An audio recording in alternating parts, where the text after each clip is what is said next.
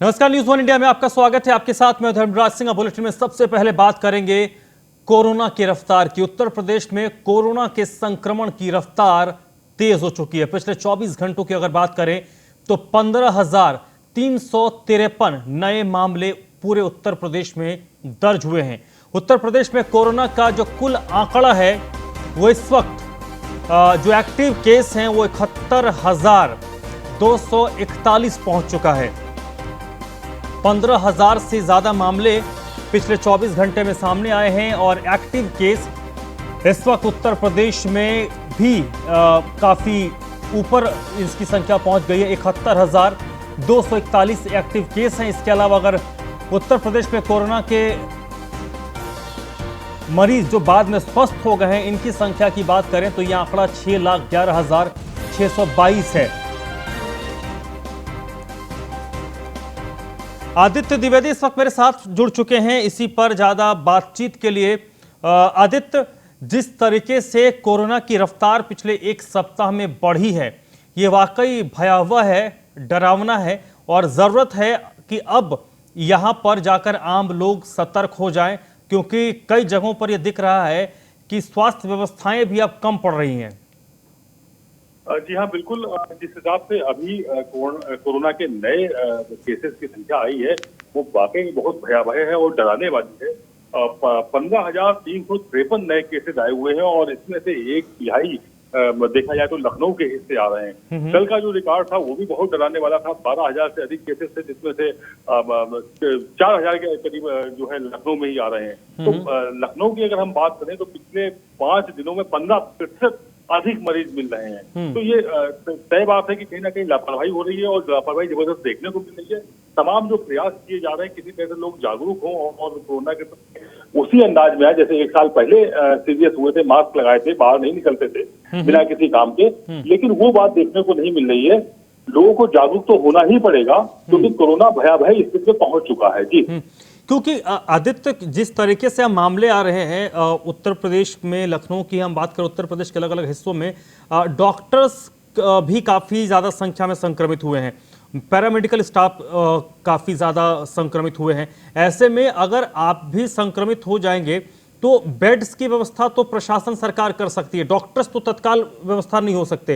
तो ऐसे में आप लोगों को ही समझना पड़ेगा कि भाई आप घर से बाहर तभी निकलिए जब बहुत जरूरी हो। जी हाँ, बिल्कुल। ये एक आपने बड़ा सवाल उठाया हुआ है। ये बात हर हाल में उत्तर प्रदेश के लोगों को समझनी होगी, देश के लोगों को समझनी होगी। जब पैरामेडिकल स्टाफ के लोग ही संक्रमित हो रहे हैं जो कि बहुत सावधान है और बहुत कोशिशों के बाद उनको कई तो ऐसे मामले आए जिसमें डबल वैक्सीन लग चुकी है, यानी कि दोनों ही वैक्सीन के डोज लेने के बाद पैरामेडिकल स्टेट डॉक्टर्स और स्टाफ शामिल है वो भी कोरोना पॉजिटिव हो गए। अगर हम बात करें केजीएमयू की तो केजीएमयू में ये संख्या 120 पहुंच चुकी है जिसमें डॉक्टर्स भी हैं, नर्सेज भी हैं, वार्ड बॉय भी हैं। इसी तरह से पीजीआई में भी संख्या लगभग 100 के करीब पहुंचने वाली है। और सिविल अस्पताल की बात करें तो 30 डॉक्टर्स, कल 5 कोरोना पॉजिटिव पाए गए थे, आज भी दो पाए गए हैं जिनको की कोरोना पॉजिटिव हो गया है। तो ये जो स्थिति है, जब डॉक्टर्स इस बड़ी संख्या में पहुंच रहे हैं और इसके बाद आम लोगों का क्या हाल होगा ये समझने वाली बात है। बहुत ज्यादा सावधानी की जरूरत है। लोग इस बात को समझ नहीं पा रहे हैं। ये बहुत ज्यादा अफसोसजनक है। जी बिल्कुल। नीलेश भी हमारे साथ जुड़ गए हैं लखनऊ से। नीलेश, लगातार जिस तरीके से सरकार पूरे एक्शन के मूड में है और जिस तरीके से हमारी आदित्य से भी बात हो रही थी कि सरकार बेड्स की व्यवस्था अगर अभी कम पड़ रही है तो 2 दिन 4 दिन में, एक सप्ताह में बेड्स की व्यवस्था सरकार कर सकती है, दवाइयों की, वैक्सीन की व्यवस्था सरकार कर सकती है। लेकिन लोग क्या इस बात को समझ रहे हैं? क्योंकि डॉक्टर्स संक्रमित हो रहे हैं, पैरामेडिकल स्टाफ संक्रमित हो रहे हैं और डॉक्टर्स तो आज कम पड़ गए तो कल तो एक्स्ट्रा डॉक्टर लेकर कहीं से लाया नहीं जा सकता। ऐसे भी मेडिकल स्टाफ की कमी चल रही है। तो उस चीज को क्या लोग समझ रहे हैं? क्योंकि बड़े बड़े रसूखदार लोगों के पैरवी से भी अब बेड्स नहीं मिल रहे हैं। ये बड़ा गंभीर विषय है कि अगर हम केजीएमयू की बात करें तो केजीएमयू में डॉक्टर्स और पैरामेडिकल स्टाफ को अगर देखा जाए तो करीब 250 लोग कोरोना पॉजिटिव है। वहीं अगर हम पीजीआई की बात करें तो पीजीआई में भी ये आंकड़ा 100 के पार पहुंच गया है। तो ये बहुत गंभीर विषय है कि जब डॉक्टर्स और पैरामेडिकल स्टाफ जो लगातार कोरोना संक्रमित मरीजों की इलाज में लगे हुए थे, उनकी देखरेख कर रहे थे, जिनकी वजह से लाखों की संख्या में लोग दोनों अस्पतालों से ठीक होकर अपने घर वापस भी लौटे। ऐसे में जब डॉक्टर्स की टीम पूरी तरीके से ऊपर वो बेड पर पहुंच गए हैं। पैरामेडिकल स्टाफ की टीम संक्रमित होकर वो बेड पर पहुंच गए हैं, उनको आइसोलेशन वार्ड में भर्ती किया गया है। तो ऐसे में ये बड़ा गंभीर विषय है कि जब डॉक्टर जो इलाज करने वाले हैं जब वो ही बीमार हो जाएंगे तो ऐसे में आम जनता का क्या होगा। अब आम जनता को ये समझना पड़ेगा कि सरकार वैक्सीन की व्यवस्था कर सकती है, सरकार दवाइयों की व्यवस्था कर सकती है, आनंद फानन में आकस्मिक अस्पताल भी बनाए जा सकते हैं, लेकिन डॉक्टर्स ऐसे में कहां से लाए जाएंगे। उत्तर प्रदेश में जिस तरीके से लगातार कोरोना संक्रमण फैल रहा है, राजधानी की बात करें तो राजधानी में कोरोना की रफ्तार किसी से छिपी हुई नहीं है। वैकुंठ धाम पर लाखों की लंबी लाइनें लगी हुई हैं। ऐसे में ये कहा जा सकता है कि राजधानी और उत्तर प्रदेश की स्थितियां दिन पर दिन बदतर होती जा रही है, लेकिन सरकार की तरफ से व्यापक पैमाने पर इंतजाम जरूर किए जा रहे हैं, लेकिन वो इंतजाम तब कारगर साबित होंगे जब डॉक्टर्स पूरी तरीके से सुरक्षित रहेंगे, ठीक रहेंगे, जब वो जनता का इलाज कर पाएंगे। अब जनता को भी बहुत विशेष ध्यान देने की जरूरत है कि जो राजधानी समेत पूरे उत्तर प्रदेश में तमाम जो साप्ताहिक बाजारें लगती हैं, जब उनमें बाजारों में लोग जाते हैं तो वहां पर सोशल डिस्टेंसिंग की जमकर धज्जियां उड़ाई जाती हैं, जहां पर कोरोना का कोई असर दिखता नहीं है। रेलवे स्टेशन की बात करें तो रेलवे स्टेशन पर भी हजारों की तादाद में लोग एक साथ सफर कर रहे हैं, ना कोई मास्क का लगाता है, ना कोई 2 गज की दूरी का पालन करता है। और सबसे हैरानी वाली बात यह है कि सरकार के दिशा निर्देशों की भी वहां पर धज्जियां उड़ती हैं, क्योंकि जो जिम्मेदार अधिकारी है वो अपने केबिन से निकलना पसंद नहीं करते, जिसका नतीजा है कि चारबाग रेलवे स्टेशन की हम अगर बात करें या ऐशबाग रेलवे स्टेशन की बात करें तो एक एक डिब्बे में 300-400 लोग यात्रा कर रहे हैं। जब उनसे पूछा जाता है तो उनका कहना होता है कि कोरोना है कहाँ। तो इस तरीके की तमाम बातें हमको सोसाइटी में देखने को मिल रही हैं, अस्पतालों के बाहर देखने को मिल रही हैं। लोगों को समझाया जा रहा है, लोग समझने का नाम नहीं ले रहे हैं। इसका नतीजा है कि आंकड़ा दिन पर दिन आसमान छू रहा है। अगर ऐसा ही चला तो वो दिन दूर नहीं कि जब सड़कों पर लाशें पड़ी होंगी, लोग उनको उठाने के लिए नजर नहीं आएंगे। तो जरूरत है कि सरकार तो अपने स्तर पर काम कर रही है, जनता को भी सरकार का, जिला प्रशासन का, स्वास्थ्य विभाग का सहयोग करना। ठीक है नीलेश, परिवार का भी बिल्कुल। नीलेश, आदित्य भी हमारे साथ जुड़े हुए हैं। आदित्य, जिस पहलू की हम बात कर रहे हैं ये बड़ा इंपॉर्टेंट है और हमारी कोशिश यही है कि आम लोगों तक भी ये बात जाए, आम लोग इस चीज को समझे, क्योंकि इस तरीके के मामले उत्तर प्रदेश में रिपोर्ट हुए कि जो डॉक्टर्स हैं उनके माता पिता संक्रमित हो गए, वो अपने माता पिता को बेड नहीं दिलवा पाए। ये तो स्थिति आज की तारीख में बन चुकी है। तो आम लोगों को समझना पड़ेगा कि अगर आप बीमार हो जाते हैं, आप संक्रमित हो जाते हैं, तो आपको बिस्तर के लिए भी, बेड के लिए भी अस्पताल में जद्दोजहद करनी होगी। जी हाँ, बिल्कुल, ये बहुत बड़ा सवाल है। और जो टॉप, अगर हम उसमें दिखाएं कि ब्यूरोक्रेट्स जो टॉप पे आते हैं, डॉक्टर्स जो उसी अस्पताल में रह रहे हैं और अपने अगर परिवार के लोगों को बेड नहीं दिला पा रहे हैं, तो ये जो स्थिति हो गई है, ये स्थिति पिछले साल की तुलना में कहीं अधिक है। ये बात लोगों को समझनी होगी और इसी बात को लोग नहीं समझ रहे हैं। आज ये समझिए कि अभी सरकार ने आदेश दिए हैं 2000 बेड लखनऊ में आईसीयू स्तर के तैयार किए जाएं, लेकिन उनको तैयार होने में वक्त लगेगा। और जब तक वो 2000 बेड तैयार होंगे मरीजों के लिए, तब तक मरीजों की संख्या कई गुना अधिक बढ़ चुकी होगी। यानी कि जो हमारे प्रयास हैं, जो हमारे संसाधन है, सरकार के संसाधन है, वो एक लिमिट है, उनकी एक सीमा है। तो सावधानी के अलावा और कोई रास्ता नहीं है। आज की स्थिति में आप ये समझिए कि प्रदेश में 25 जिले ऐसे हो चुके हैं जहां पर 100 से अधिक मरीज पर डे मिल रहे हैं। छोटे छोटे जिले, बड़े जिलों की बात छोड़ दीजिए, वहां पे ये संख्या 1000 के करीब पहुंच गई है। आज अगर हम अपने संक्रमित पूरे प्रदेश को देखें, 75 में आज लगभग 75,000 के आसपास संक्रमित मरीज वर्तमान में इनके आंकड़े, जिसमें लखनऊ में अकेले 17,000 से अधिक सक्रिय मामले देखने को मिल रहे हैं। तो पिछली बार की, यानी कि 1 साल पहले जो तकलीफ थी, जब पीक पे था सितंबर में 2020 में कोरोना, तब ये भयावह स्थिति नहीं थी। तब धीमे धीमे उसका फॉल डाउन शुरू हो गया था और ये अभी पीक पर जा रहा है। तो लास्ट क्या कितनी भयावह होगी इसका अंदाजा लोगों को, और लोग सड़कों में निकल रहे हैं, बाजारों में निकल रहे हैं। सरकार ने नाइट कर्फ्यू लगाया है, इसीलिए लगाया हुआ है कि लॉकडाउन नहीं करना चाहिए। लॉकडाउन में और भयावह होगी, रोजगार की तमाम बातें तो सरकार अब उसको भी फॉलो करना चाहती है कि वो समस्या बिगड़ ना हो। लेकिन अगर लोग सावधानी बरते तो ये समस्या अभी पाया जा सकता है। चलिए, बिल्कुल हमारी कोशिश यही है आदित्य कि हम आम लोगों को जागरूक करें।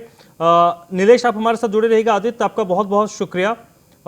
अब हमारे साथ आलोक जुड़ चुके हैं, आलोक मालवीय प्रयागराज से।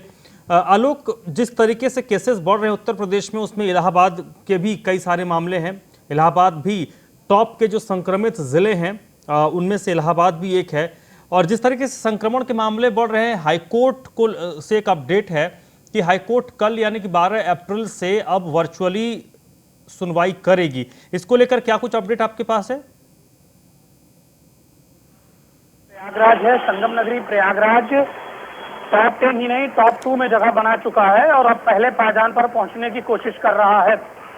जिस तरह से संगम नगरी में कोरोना केसेस बढ़ रहे हैं उससे ऐसा लग रहा है कि जल्दी वो लखनऊ को भी मात दे देगा। अगर हम बात करें इलाहाबाद हाईकोर्ट की, तो इलाहाबाद हाईकोर्ट के मुख्य न्यायाधीश कोरोना पॉजिटिव हो गए हैं। उसके बाद से पूरी संगम नगरी में हड़कंप मच गया है। इसके साथ ही संगम नगरी प्रयागराज के इलाहाबाद हाईकोर्ट के वकीलों ने डिमांड की है कि हम लोग वर्चुअल रूप से अपनी सुनवाई कर सकते हैं, अपनी जो केस है उसको लड़ सकते हैं, इसलिए जो रेगुलर कोर्ट है उसे अभी फिलहाल रोका जाए। इस पर विचार करते हुए इलाहाबाद हाईकोर्ट ने यह निर्णय लिया है कि अभी 2 दिनों तक कोर्ट को बैठाया जाएगा वर्चुअली रूप से। इसके बाद से 14 तारीख को छुट्टी होगी, छुट्टी के बाद से फिर इस पर विचार किया जाएगा कि आगे किस तरह से काम किया जाएगा। फिलहाल कोरोना के बढ़ते मामलों को देखते हुए ऐसा लग रहा है कि वर्चुअल कोर्ट ही बैठेगी और कुछ मुख्य मामलों की सुनवाई करेगी। जी चलिए, नीलेश भी हमारे साथ जुड़े हुए हैं लखनऊ से। नीलेश, सरकारी स्तर पर, स्वास्थ्य विभाग के स्तर पर क्या कुछ बातें चल रही हैं, क्या कुछ तैयारियां चल रही हैं, कैसे क्या इस पर एक्शन लिया जाए जिससे ये जो रफ्तार है इस पर ब्रेक लगे? बिल्कुल, सरकार के स्तर पर तमाम बड़े पैमाने पर अभियान चलाए जा रहे हैं, चाहे वो टीकाकरण का महाअभियान हो या उसके अलावा अस्पतालों में बेडों की व्यवस्थाओं को दुरुस्त करने के लिए मुख्यमंत्री योगी आदित्यनाथ कल लखनऊ का जो कोविड कंट्रोल सिस्टम सेंटर है वहां पर पहुंचे थे। उन्होंने जो जिम्मेदार अधिकारी हैं उनको दिशा निर्देश दिए थे। साफ तौर पे ये भी कहा था कि किसी भी आम जनता को या डॉक्टर्स के परिवार को किसी तरीके की कोई समस्या ना हो, लेकिन वो समस्या तब नहीं होगी जब आम जनता समझदार हो। सोचने वाली बात है कि अगर मान लीजिए उत्तर प्रदेश की राजधानी लखनऊ में 50,000 बेड है, 500 अस्पताल हैं, तो ऐसे में अगर 70,000 80,000 पेशेंट कोरोना के निकल आते हैं तो सरकार उसकी व्यवस्था करने में थोड़ा बहुत समय लगाएगी। उसके अलावा उस जनता का क्या होगा? क्या वो ऐसे ही सड़क पर घूमेगी? लेकिन अगर जनता चाहती है कि वो खुद सुरक्षित रहे, उसका परिवार सुरक्षित रहे, तो उसको विशेष रूप से जो WHO के निर्देश हैं, स्वास्थ्य विभाग की जो एडवाइजरी, उसका पालन करना बेहद जरूरी है।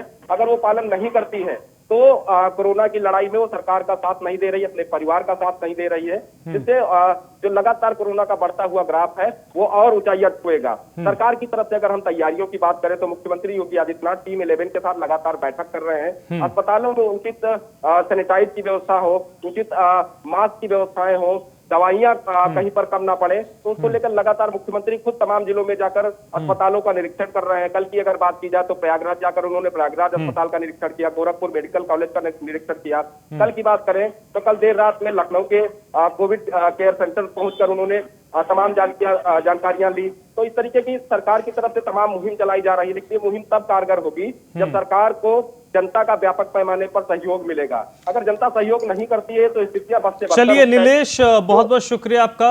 आलोक भी जुड़े थे प्रयागराज से। आलोक, आपका भी बहुत बहुत शुक्रिया। तो चलिए बढ़ते आगे, और बड़ी खबर इस वक्त की आ रही है। उत्तर प्रदेश के कृषि मंत्री सूर्य प्रताप शाही कोरोना संक्रमित हो गए हैं। बुखार और गले में खराश की शिकायत के बाद सूर्य प्रताप शाही ने अपना टेस्ट करवाया था और उनकी टेस्ट में उनकी रिपोर्ट पॉजिटिव आई है। उत्तर प्रदेश के कृषि मंत्री हैं सूर्य प्रताप शाही, उनकी रिपोर्ट पॉजिटिव आई है। देवरिया से एम्बुलेंस के जरिए अब सूर्य प्रताप शाही को लखनऊ लाया जा रहा है। मंत्री के ड्राइवर और रसोइया भी कोरोना पॉजिटिव हुए हैं, इसकी पुष्टि हो चुकी है। तो बड़ी खबर आपको बता दें, उत्तर प्रदेश के कृषि मंत्री सूर्य प्रताप शाही को बुखार था, गले में खराश की शिकायत थी, जिसके बाद उन्होंने अपना कोविड टेस्ट करवाया और उनकी जो टेस्ट रिपोर्ट है वो पॉजिटिव आई है, जिसके बाद अब उनको देवरिया से एम्बुलेंस के जरिए लखनऊ लाया जा रहा है। आदित्य द्विवेदी एक बार फिर से मेरे साथ जुड़ चुके हैं। आदित्य, क्या कुछ अपडेट है इस मामले में आपके पास? देखिए, सूर्य प्रताप शाही को तेज बुखार की जब शिकायत हुई, बुखार पहले इनको हल्का आया हुआ था, लेकिन जब वो तेज हुआ 104 तक बुखार पहुंचा है, तब जाकर के डॉक्टरों ने उनको सलाह दी कि आपको पिछले 1 सप्ताह से बुखार आ रहा है और आप इस समय बुखार की जो तेजी है उससे लग रहा है कि आपको कोरोना ना हो, तो इसको लेकर टेस्ट कराया गया। टेस्ट में जब एंटीजन रिपोर्ट जब वो पॉजिटिव आ गई है तो उसके बाद उनको लखनऊ के लिए रेफर किया गया।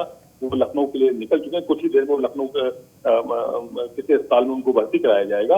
और ये संक्रमण उनके परिवार में भी फैल गया, जो उनके सेवा में लगे रहते थे, यानी कि खाना बनाने वाले और नौकर चाकर, उनको भी कोरोना हो गया है। तो इस तरह से देखा जाए तो न सिर्फ सूर्य प्रताप शाही जी बल्कि उसके साथ में कम से कम 5 से 7 लोग और कोरोना पॉजिटिव हो गए हैं। जी चलिए, बहुत बहुत शुक्रिया आपका आदित्य।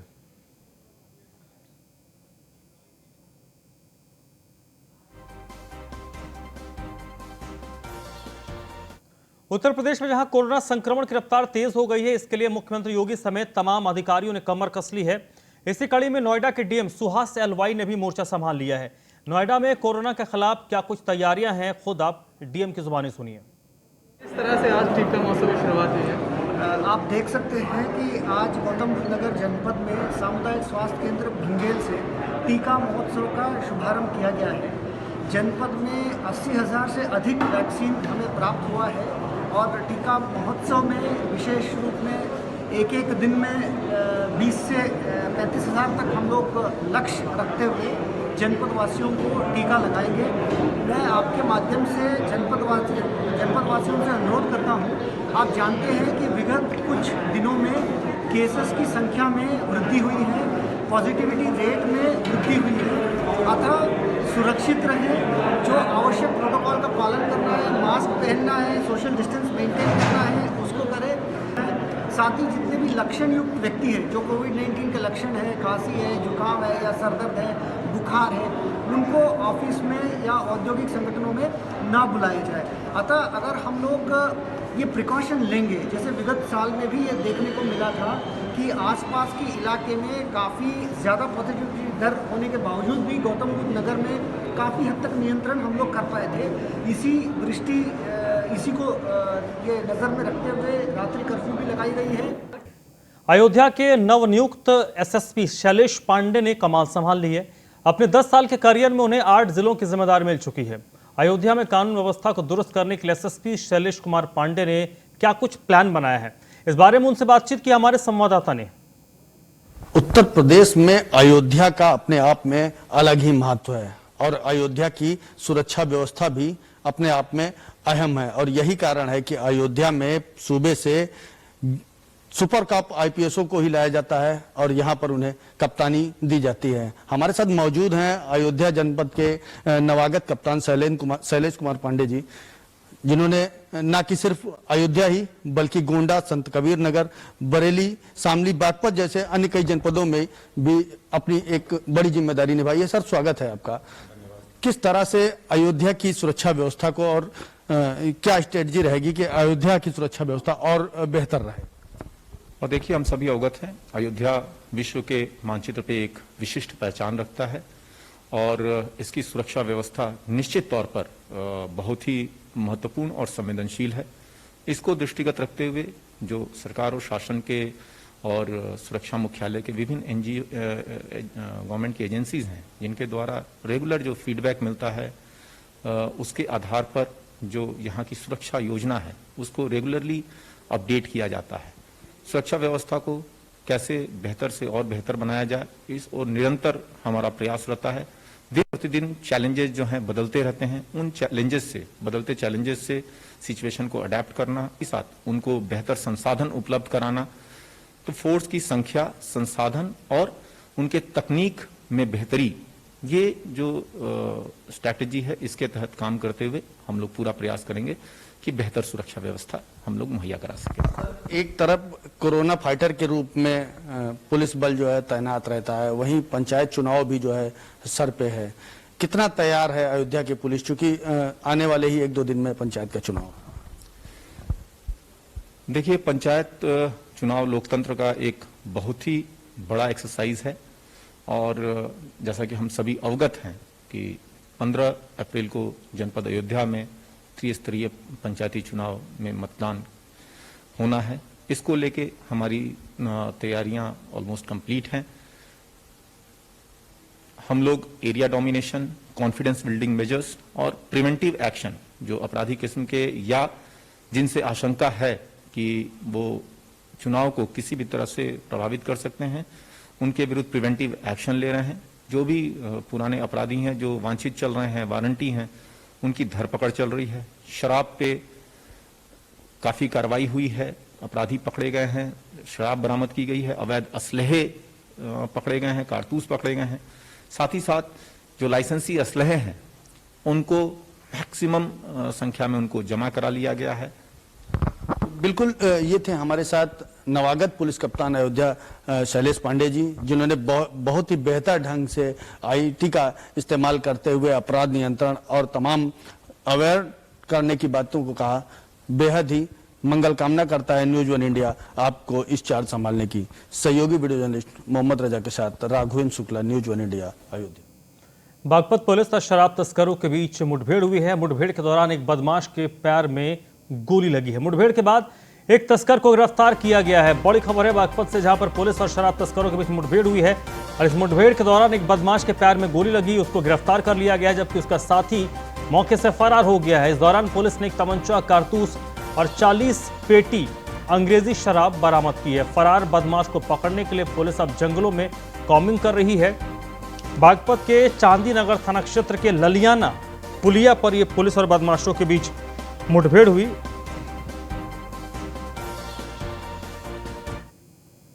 उन्नाव में एक विवाद में रिटायर्ड फौजी की हत्या कर दी गई। कुल्हाड़ी से काटकर फौजी की हत्या की गई है। कुल्हाड़ी से काटकर उन्नाव में एक रिटायर्ड फौजी की हत्या कर दी गई। घर के सहन को लेकर एक विवाद चल रहा था। उन्नाव के बिहार थाना क्षेत्र के थारी गांव की घटना है, जहां पर आपसी विवाद में एक रिटायर्ड फौजी की कुल्हाड़ी से काटकर हत्या कर दी गई।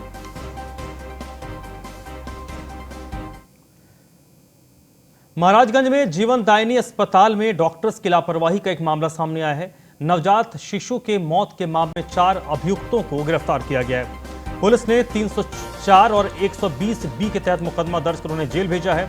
अस्पताल के वार्मर जार में जलकर नवजात की मौत हो गई थी। परिजनों ने अस्पताल संचालक और डॉक्टरों पर लापरवाही का आरोप लगाया था। फरेंदा थाना क्षेत्र में अवैध रूप से यह जीवनदायिनी अस्पताल संचालित किया जा रहा था।